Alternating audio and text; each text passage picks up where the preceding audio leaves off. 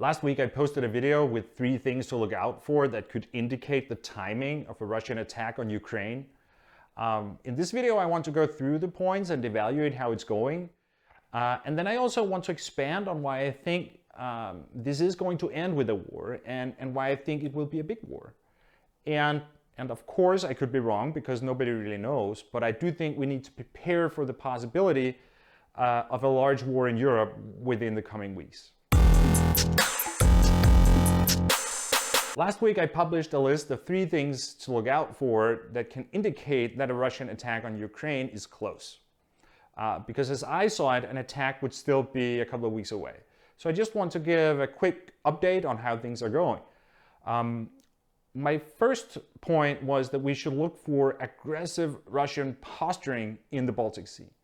And since I published that video, Russia has announced massive naval exercises with all their fleets. And these naval drills will take place in January and February. It has also become more clear just how significant their transfer of troops is from the Far East to Belarus. They're talking about some 200 trains with an average of 50 railroad cars.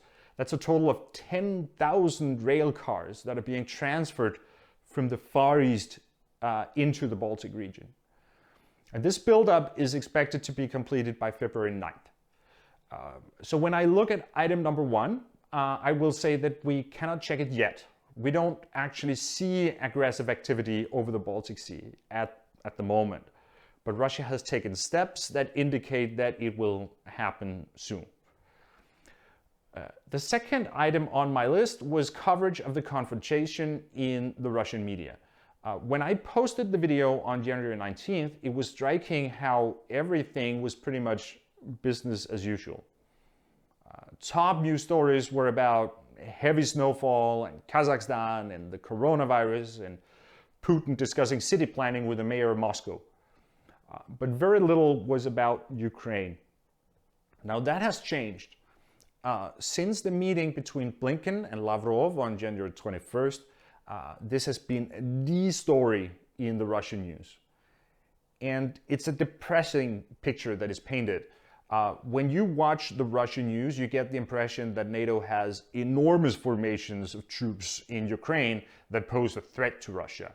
And you also get the impression that Zelensky's government is preparing a large attack on Donbass in order to improve his ratings.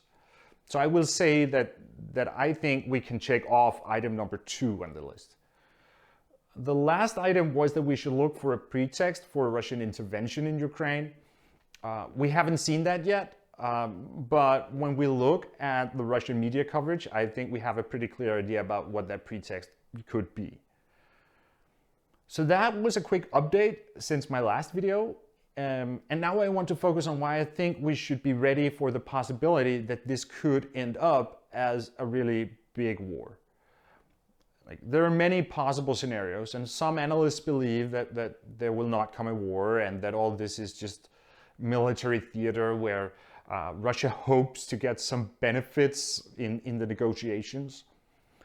Others believe that there will be a small operation, for example, where Russia recognizes the independence of the occupied territories in Donbass. But others again believe that we should expect more maximalist scenarios where Russia may even go for a full occupation of Ukraine. And I think this big scenario is unfortunately quite possible. Because my problem with all the small scenarios is that they all mean that Russia will actually be worse off than before all this started. So far, they have pushed Ukraine further away.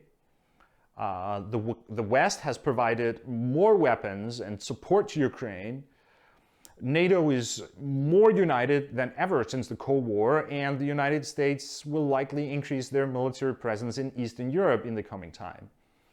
These are all things that Russia have said specifically that they find unacceptable. So it doesn't sound plausible to me that they would accept this outcome.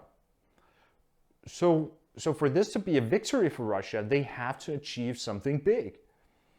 And I think they mean it literally when they talk about a new security order for Europe. And I don't think that there is a broad understanding in the West about what Russia means when they talk about a new security order, but it's something that they can push through with a war in Ukraine if the war is big enough. So they can use a large war in Ukraine to teach the West a lesson. So that's why I think we need to prepare for the possibility that Russia will go into Ukraine with very ambitious goals. And by that I mean either regime change in Ukraine as it is, or a division of the country. Because that's the only way that Russia can get that buffer zone that they talk about. So in other words, they want some sort of clone of Belarus. And if they can't persuade the United States to give them that at the negotiating table, then they will have to take it by force. And if that happens, I unfortunately also think that it can be very brutal. Russia will need the West to understand that they are serious about a new international security order.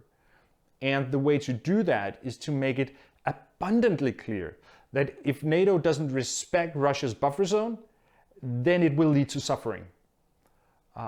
One thing that I have wondered about is how predictable this all seems. Like, Russia is building up slowly and with quite a lot of publicity about it. Like, there's no maskirovka here. There is no element of surprise. It's like watching a war break out in slow motion. And I think that's because Russia want us to see it happening.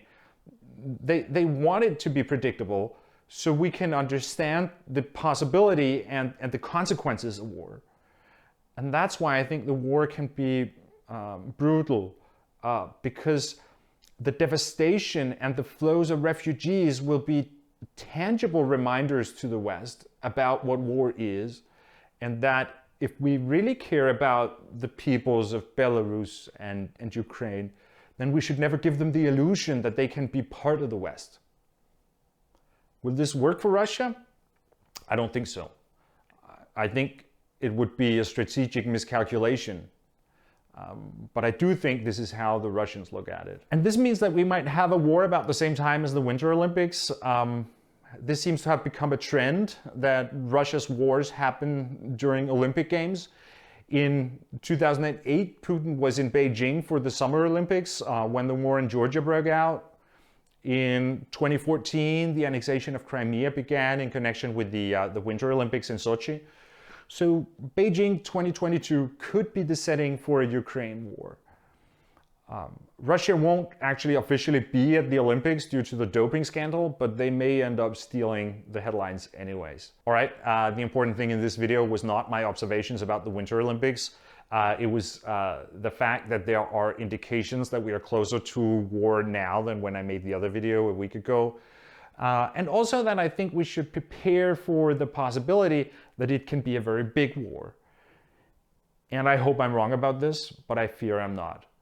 I'll end it here. Thank you so much for watching, and I will see you again next time.